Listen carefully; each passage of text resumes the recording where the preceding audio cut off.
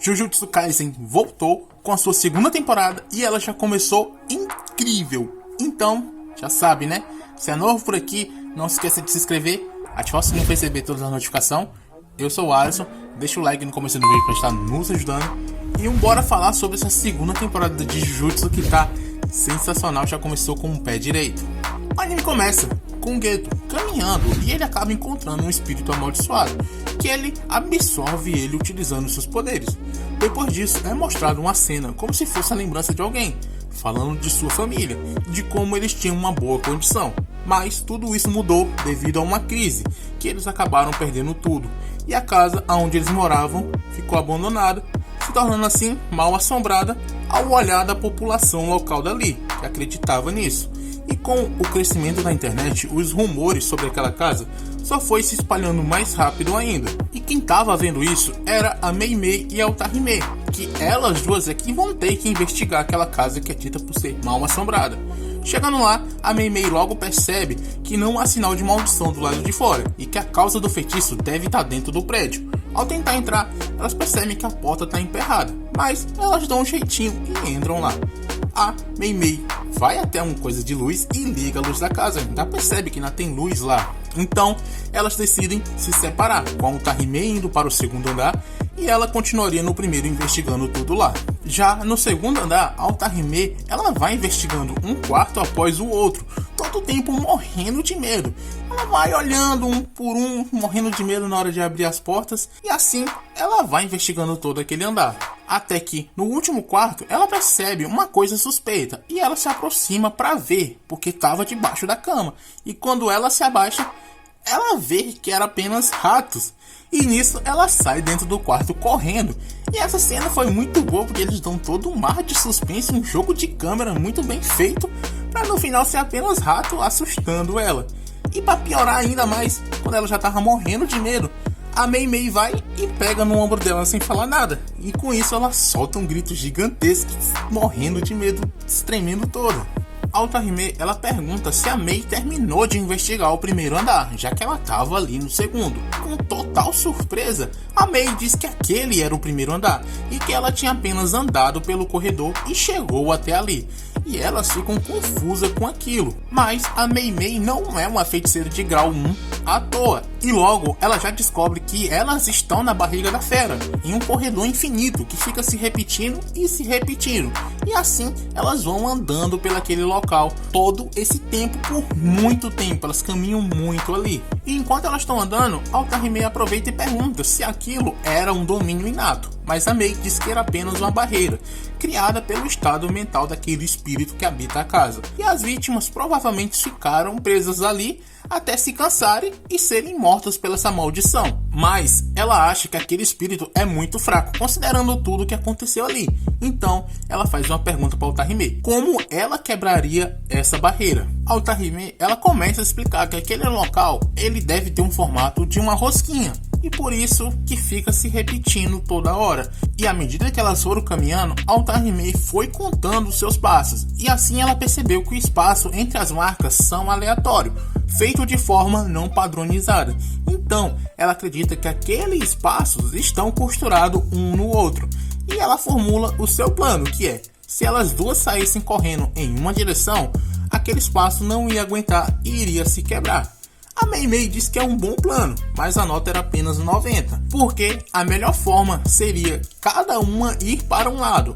Assim o espírito teria dificuldade de manter a barreira e ela iria se quebrar. As duas concordam com essa ideia e a Utahime começa a correr com tudo. E logo todas as coisas atrás dela vão se quebrando. E assim ela acaba sendo arremessada para fora daquela casa, caindo no meio dos escombros. E lá fora, com ela ainda soterrada, temos a aparição dele, o homem, lindíssimo como sempre, Satoru Gojo, que tinha ido até lá para salvar a Utahime. E ele já chega provocando ela, perguntando se ela estava chorando esse tempo todo. A gente já sabe, né? A especialidade do Satoru é irritar as pessoas. E a Utahime é uma das suas vítimas preferidas, porque ele não sossega quando é ela. E com isso, a Utahime ela começa a perder a cabeça com ele e diz que não precisava da ajuda dele.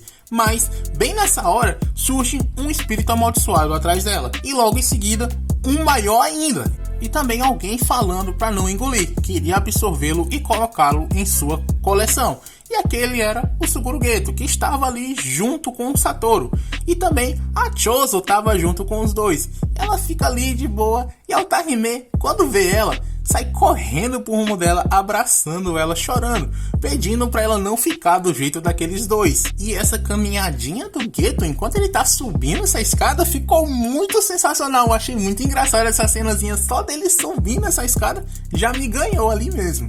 Com todos eles reunidos, o Gojo explica que elas estavam sumidas por 2 dias porque a barreira do espírito era do tipo que distorcia o tempo.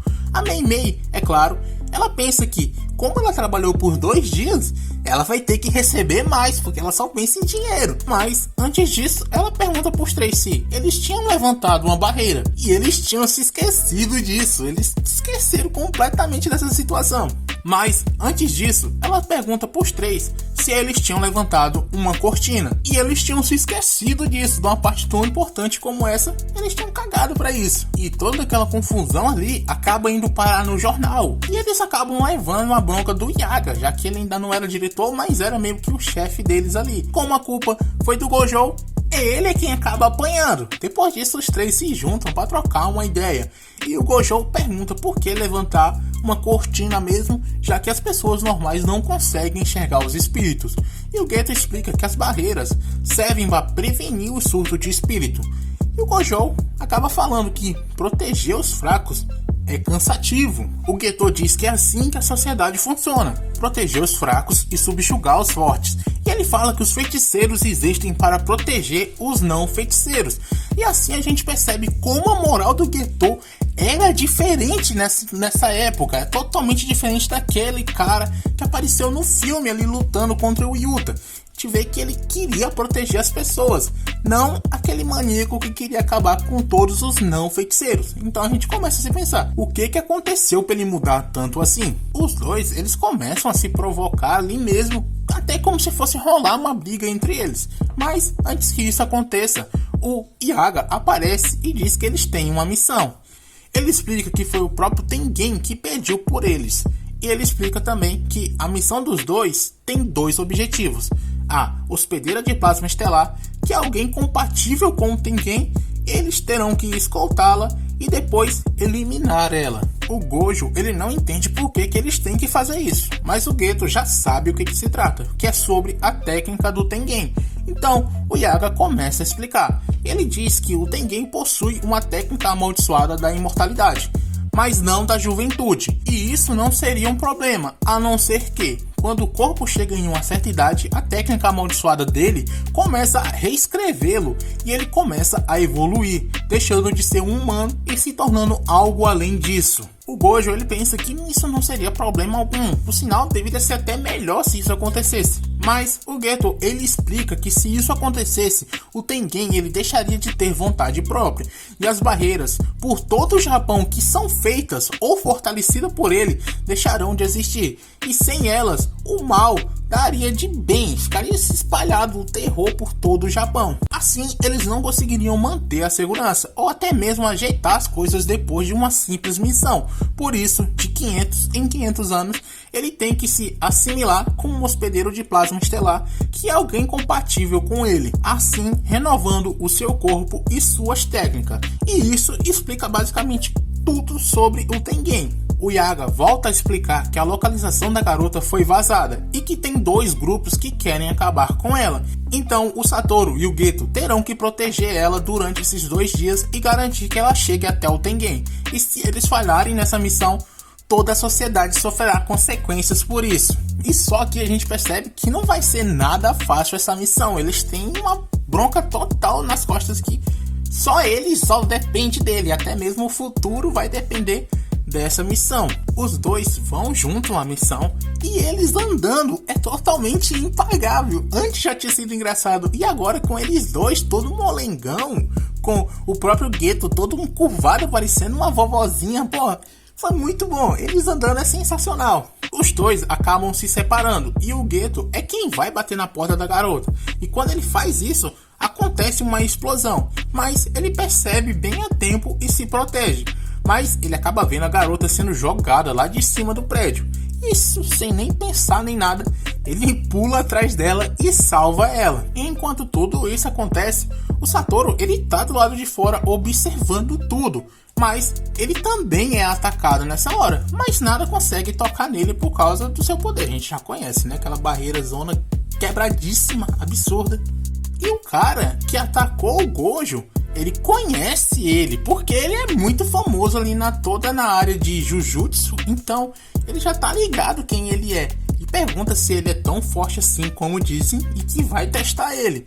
E o Gojo, é claro, não perde essa oportunidade para tirar uma onda da cara do inimigo. E assim a gente vê que um dos dois grupos que querem acabar com a hospedeira já entrou em ação. Enquanto isso, em outro prédio, dois homens estão conversando. E assim temos a primeira aparição de Toji Zenin, ou Toji Fushiguro, como ele mesmo quer ser chamado. E esse outro homem acaba convencendo ele a também participar dessa batalha pela hospedeira de Plasma Estelar, se encerrando esse primeiro episódio dessa temporada. Eu falei, tá muito bom, já começou com muita informação, passado de geral, apresentação de uma galera nova. Eu quase não conhecia o Tarime, sem a cicatriz dela, achei totalmente diferente. A cicatriz tá melhor, eu confesso. Primeiro episódio da segunda temporada tá na área, muito bom mesmo. Se inscrevam, vai ter essa temporada todinha aqui nesse canal, se o YouTube não flopar. Então, já sabe, né? Comentem o que você achou, deixa o like se você ainda não deixou. E do mais, era só isso. Valeu, falou.